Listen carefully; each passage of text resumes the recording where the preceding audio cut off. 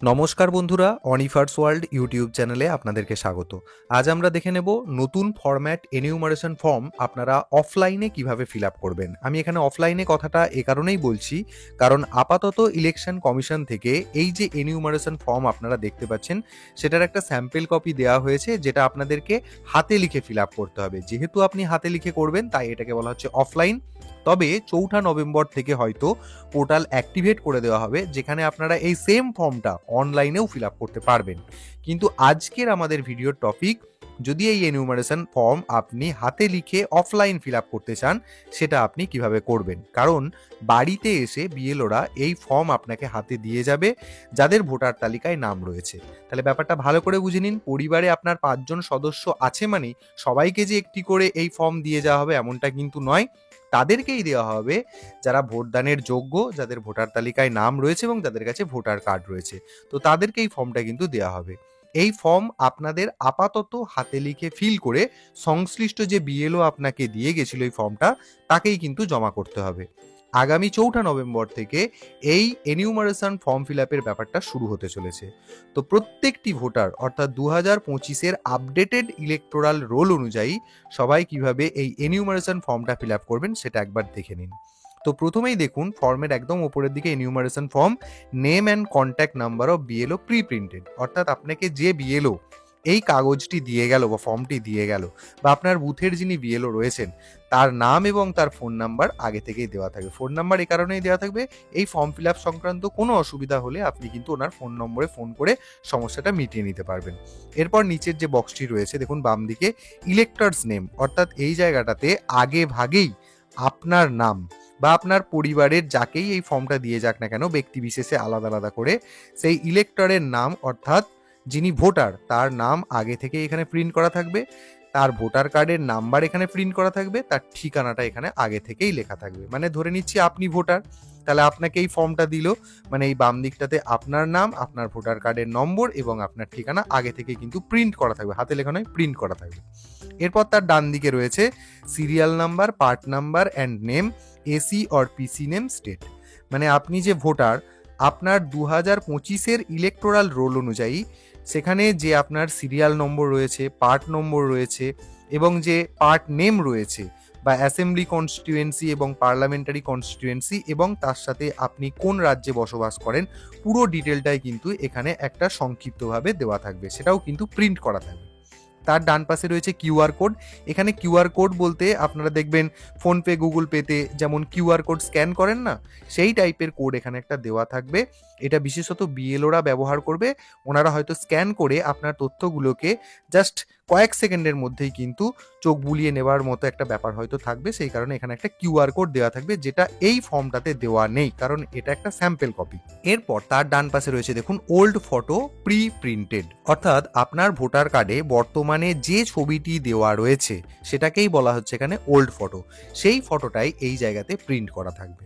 আপনাকে কি করতে হবে, আপনার কাজ। এরপর ডান দিকে রয়েছে পেস্ট কারেন্ট ফটো, অর্থাৎ আপনাকে কি করতে হবে, আপনি রিসেন্ট একটা পাসপোর্ট রঙিন ছবি নেবেন এবং সেটাকে এই জায়গাটাতে চিটিয়ে দেবেন। তাহলে যেটা হবে কি, আপনার যদি মনে হয় যে পুরাতন ফটোটা ভালো নয়, খারাপ আছে, তাহলে সেটার পরিবর্তে আপনি যে ফটোটা বর্তমানে আপনার চিটিয়ে দেবেন এখানটাতে, সেই ফটোটা কিন্তু আপনার ভোটার কার্ডে প্রিন্ট হতে পারে। তো সেটার জন্যই কিন্তু এখানে এটা দেওয়া রয়েছে। বা যদি আপনার মনে করেন কোনো অসুবিধা নেই, আগে যে ছবিটি ছিল সেই ছবিটাই আপনার কাছে পাসপোর্ট ফটো আকারে রয়েছে, সেটাই কিন্তু এখানে চিটিয়ে দিতে পারেন। মোট কথা, আপনার বর্তমান ভোটার কার্ডে যে ছবিটি রয়েছে সেটা থাকবে এই ওল্ড ফটোর জায়গাটাতে, প্রিন্ট করা থাকবে। আর আপনাকে একটা নিজের পাসপোর্ট সাইজের রঙিন ফটো সেটা এখানে নিজে থেকে চিটিয়ে দিতে হবে। এটা গেল ওপরের যে কলামটা, এটার ব্যাপার। এরপর চলে আসছি আমরা, দেখুন এখানে আপনার ডিটেলটা একটু ফিল করতে হবে। প্রথমেই রয়েছে ডেট অফ বার্থ। এখানে দেখুন দুটো দুটো করে অনেকগুলো বক্স দেওয়া রয়েছে, একদম পরিষ্কারভাবে লেখা আছে দেখুন DDMMYY, মানে আপনার এখানে জন্ম তারিখটাকে সম্পূর্ণভাবে লিখতে হবে। যদি ধরুন আপনার জন্ম 9ই জুলাই 1993, তাহলে সেক্ষেত্রে আপনাকে ডেজের ঘরে লিখতে হবে 09, মান্থের ঘরে লিখতে হবে 07 এবং ইয়ারের ঘরে লিখতে হবে 1993। এইভাবে কিন্তু আপনাকে ডেট অফ বার্থটা লিখে ফেলতে হবে। তারপরে রয়েছে আধার নাম্বার, এটা রয়েছে অপশনাল। এই বক্সটাতে আপনি চাইলে আপনার আধার নাম্বারটা লিখতে পারেন, আবার নাও লিখতে পারেন, কারণ এখানে অপশনাল, অর্থাৎ ভোটার যিনি তার ইচ্ছাকৃত ব্যাপার এটা। তো যাই হোক, আমি এখানে দিয়ে দেবো এটা। তারপরে রয়েছে মোবাইল নাম্বার। এখানে আপনার নিজের একটা অ্যাক্টিভ মোবাইল নাম্বার দেবেন। কেন অ্যাক্টিভ বলছি? কারণ ধরুন আপনার এই ভোটার কার্ড ইস্যু হওয়া বা ভোটার কার্ডের স্ট্যাটাস ইত্যাদি ইত্যাদি সমস্ত তথ্যই হয়তো এই মোবাইল নাম্বারের মাধ্যমে আসবে, তাই এই মোবাইল নাম্বারের ডান দিকে যে বক্সটি রয়েছে এখানে নিজের একটি অ্যাক্টিভ মোবাইল নাম্বার দেবেন। এরপরে দেখুন চলে আসছি আমরা, এখানে রয়েছে ফাদার্স অথবা গার্জেন্স নেম, মানে এই ডান দিকের বক্সটাতে আপনাকে এখানে বাবার নাম লিখতে হবে। আপনি চাইলে বাবার নাম না দিয়ে আপনার কোনো অভিভাবকের নামও দিতে পারেন, কিন্তু আমি এখানে সাজেস্ট করব অবশ্যই বাবার নামটাই দেবেন। সেক্ষেত্রে আপনি এখানে যদি বাবার নাম দেন, এই গার্জেন্স কথাটাকে কেটে দেবেন, দিয়ে এই ডান দিকের বক্সটাতে আপনি বাবার নামটা বড় হাতের ইংরেজি অক্ষরে লিখবেন, যেমনটা আপনার বর্তমান ভোটার কার্ডে বাবার নামটা লেখা রয়েছে। বা আপনি চাইলে যেখান থেকে হোক বাবার নামটা এখানে লিখতে হবে আর কি, সরাসরি এই কথাই বলতে গেলে। এবার যদি আপনি চান যে বাবার নাম লিখবেন না, আপনি অভিভাবকের নাম লিখবেন, তাহলে ফাদার্স কথাটাকে কেটে দেবেন, দিয়ে এই ডান দিকের ঘরটাতে অভিভাবকের নামটা ক্যাপিটাল লেটারে লিখে দেবেন। এটা গেল একটা ব্যাপার। ২ নম্বর হচ্ছে, যেহেতু আপনি ওপরে বাবার নাম লিখুন বা অভিভাবকের নাম লিখুন, নিচেটাই যেটা করতে হবে রয়েছে ফাদার্স অথবা guardian's epic number if available. যদি আপনার বাবার বা আপনার অভিভাবকের ভোটার কার্ড থেকে থাকে এবং ভোটার কার্ডের নাম্বার আপনার কাছে থেকে থাকে, তাহলে আপনি চাইলে সেটা এখানে দিয়ে দিতে পারেন। যদি আপনার কাছে বাবার ভোটার কার্ড বা অভিভাবকের ভোটার কার্ডের নাম্বার না থেকে থাকে, তাহলে এই জায়গাটা ফাঁকা রেখে দেবেন বা NA নট অ্যাপ্লিকেবল এই কথাটা লিখতে পারেন। এরপর চলে আসছি আমরা মাদার্স নেম। এই জায়গাটায় আপনাকে মায়ের নাম লিখে ফেলতে হবে। যদি আপনার মা ধরুন মারা যায়, তাহলে লিখবেন লেট, দিয়ে মায়ের নামটা লিখে ফেলবেন। এক্ষেত্রেও কিন্তু আপনারা ইংরেজি বড় হাতের অক্ষর যেটা সেটাই ব্যবহার করবেন। তারপর একই রকমভাবে যেহেতু এখানে মায়ের নাম লিখেছেন, এখানে কিন্তু তার নিচের বক্সটাতে রয়েছে mother's epic number if available. যদি আপনার মায়ের ভোটার কার্ডের নম্বর জানা থেকে থাকে বা আপনার কাছে থেকে থাকে, তাহলে এই জায়গাটায় লিখবেন। যদি না থেকে থাকে তাহলে ফাঁকা ছেড়ে দেবেন। এরপর চলে আসছি স্পাউস নেম ইফ অ্যাপ্লিকেবল, অর্থাৎ যদি আপনি বিবাহিত হন, বিবাহিত যদি আপনি পুরুষ হন, তাহলে সেক্ষেত্রে আপনার স্ত্রীর নামটা এখানে লিখতে পারেন। যদি আপনি না চান, না লিখলেও কিন্তু কোনো অসুবিধা নেই, সিম্পলি ফাঁকা রেখে দেবেন। আর তার নিচের বক্সটাতে স্পাউসের এপিক নাম্বার, অর্থাৎ এই জায়গাটা আবার বলে দিচ্ছি, স্পাউসেস নেম, অর্থাৎ যদি কোনো মহিলা এই জায়গাটা ফিল আপ করেন, তাহলে তার স্বামীর নামটা এখানে লিখতে হবে। যদি কোনো পুরুষ এই ফর্মটা ফিল আপ করেন, তার স্ত্রীর নামটা এখানে লিখতে হবে। যদি আপনারা চান যে এসব তথ্য না দেবেন, তাহলে আপনারা ফাঁকা ছেড়ে দেবেন বা N/A এই কথাটা লিখে দেবেন। আর যখনই আপনি স্পাউস নেম হিসেবে স্বামী অথবা স্ত্রীর নামটা লিখছেন, তার ভোটার কার্ডের নাম্বারটা এই নিচের বক্সটাতে লিখতে হবে, যদি আপনার কাছে সেটা অ্যাভেলেবেল থেকে থাকে। এবার যাদের বিবাহ হয়নি, অর্থাৎ যাদের বয়স ধরুন 18-র নিচে বা 21-এর নিচে, তাদের ক্ষেত্রে এই জায়গাটা কিন্তু সিম্পলি ফাঁকা থাকবে।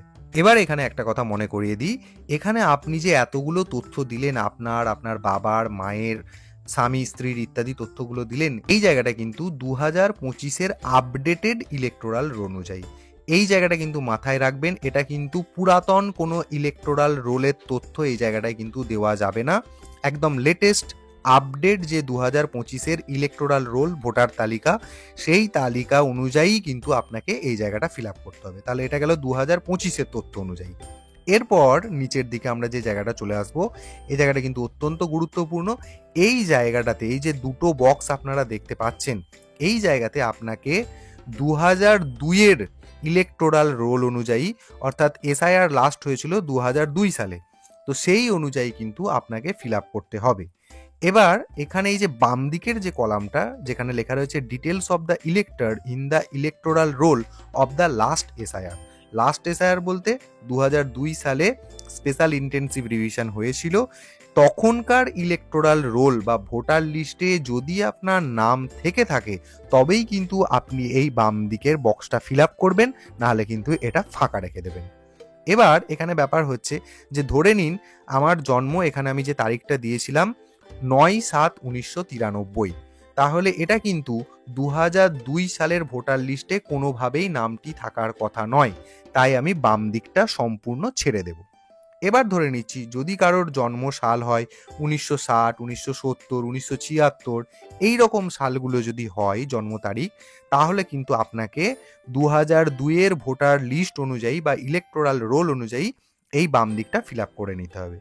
যাদের নেই তাদের ক্ষেত্রে ব্যাপারটা ছেড়ে দিন। এবার বলে দিচ্ছি যাদের 2002-এর লিস্টে নাম এসে গেছিল তাদের জন্য কিন্তু এই জায়গাটা কেমনভাবে ফিল আপ করবেন। প্রথমেই রয়েছে ইলেক্টর নেম, মানে 2002-এর ভোটার লিস্টে আপনার নাম ছিল, সেই অনুযায়ী সেটা দেখে দেখে সেখানে যেমন নামের বানান ছিল সেই অনুযায়ী এখানে ইলেক্টরের নেমের জায়গায় আপনি আপনার নামের বানানটা লিখবেন। ঠিক একইভাবে তার নিচে ওই ইলেকটোরাল রোল দেখেই সেখানে যে এপিক নাম্বারটা ছিল সেই এপিক নাম্বারটা কিন্তু এখানে লিখতে হবে। এবার কখনো কখনো হতে পারে 2002-এর ক্ষেত্রে আপনার ইলেক্টর নেমের জায়গায় নাম রয়েছে কিন্তু এপিক নাম্বার ছিল না। যদি থেকে থাকে তাহলে লিখবেন, যদি না থেকে থাকে তাহলে N/A সেটা লিখে দেবেন। তো যদি থেকে থাকে একটু চেষ্টা করবেন অবশ্যই লিখে দেওয়ার। এরপরে চলে আসছি আমরা রিলেটিভস নেম। এই জায়গাটায় অন্য কোনো কিছু নয়, সম্পূর্ণভাবে আপনার নিজের বাবার নামটা লিখবেন। কীরকম? ওই ভোটার তালিকা দেখবেন, সেখানে যেমন নামের বানান ছিল সেই অনুযায়ী কিন্তু এখানে রিলেটিভের নামটা লিখবেন এবং বাবার নামটাই কিন্তু এখানে ফার্স্ট চয়েস রাখবেন। এরপর রিলেশনশিপের জায়গায় কি, যেহেতু আপনি ইলেক্টর আর এখানে বাবার নাম দিচ্ছেন তাহলে রিলেশনশিপের জায়গায় লিখবেন ফাদার। এরপরে আপনি যে জেলাতে বসবাস করেন ডিস্ট্রিক্ট নেম, কোন রাজ্য, ওয়েস্ট বেঙ্গল, এটা লিখে দেবেন। এরপর এখানে চলে আসছি, এই জায়গাটা কিন্তু একটু গুরুত্বপূর্ণ, এসি নেম, অ্যাসেম্বলি কনস্টিটিউয়েন্সি নেমটা যেটা সেটা কিন্তু এখানে লিখে দেবেন। এবার ধরুন হতে পারে আপনার পুরসুরা হতে পারে বা শ্রীরামপুর হতে পারে, আরামবাগ হতে পারে, যাই হোক না কেন মানে আপনার অ্যাসেম্বলি কনস্টিটিউয়েন্সির নাম যেটা সেটা এখানে লিখে ফেলবেন ক্যাপিটাল লেটারে। এবার 2002-এর ইলেকটোরাল রোল অনুযায়ী সেই সময় আপনার অ্যাসেম্বলি কনস্টিটিউয়েন্সি নাম্বারটা কত ছিল সেটা এখানে লিখতে হবে, সেই সময় পার্ট নাম্বার কত ছিল সেটা এখানে লিখতে হবে। মানে একদম ওই লিস্টটা দেখে হাতের সামনে নিয়ে কিন্তু তবেই কিন্তু এটা ফিল আপ করতে বসবেন। আর ডান দিকে রয়েছে সিরিয়াল নাম্বার, সেটাও কিন্তু ওই জায়গা থেকে আপনাকে খুঁজে বেছে লিখতে হবে। এবার এই সিরিয়াল নাম্বারের জায়গাতে হয়তো ধরুন আপনার আগে ছিল 633, এখন কিন্তু সেটা হয়তো চেঞ্জ হয়ে গেছে, সেটা নিয়ে আমি একটু পরে আলোচনা করছি।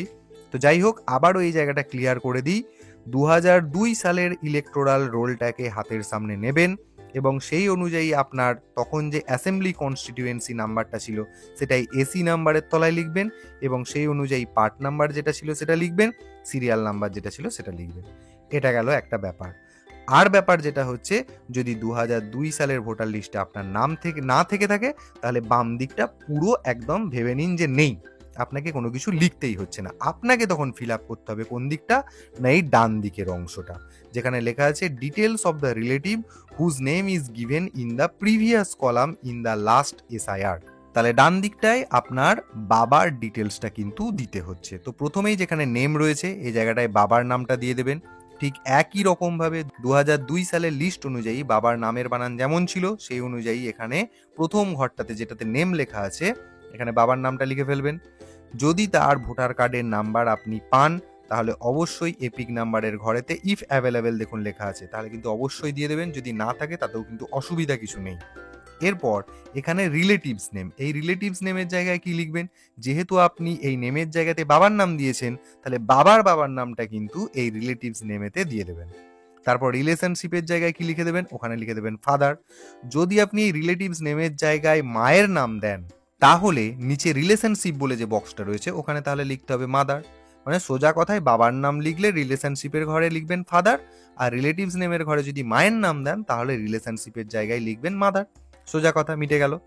এরপর ঠিক একই রকমভাবে ডিস্ট্রিক্ট, স্টেট মানে এগুলো লিখে ফেলবেন। ডিস্ট্রিক্ট আপনার যাই হোক না কেন, ধরুন পূর্ব বর্ধমান, পশ্চিম বর্ধমান, যাই হোক না কেন লিখে ফেলবেন এবং স্টেট এখানে ওয়েস্ট বেঙ্গল বা WB লিখতে পারেন। এবার চলে আসুন একদম নিচের বক্সটাতে এই কলামটার, এখানে রয়েছে অ্যাসেম্বলি কনস্টিটিউয়েন্সি নাম্বার। ঠিক একই রকমভাবে 2002 সালের ভোটার লিস্ট থেকে আপনার যে অ্যাসেম্বলি কনস্টিটিউয়েন্সি নাম্বার ছিল সেটা এখানে লিখুন, পার্ট নাম্বারটাকে এখানে লিখুন, এবার সিরিয়াল নাম্বারটাকে এখানে লিখুন।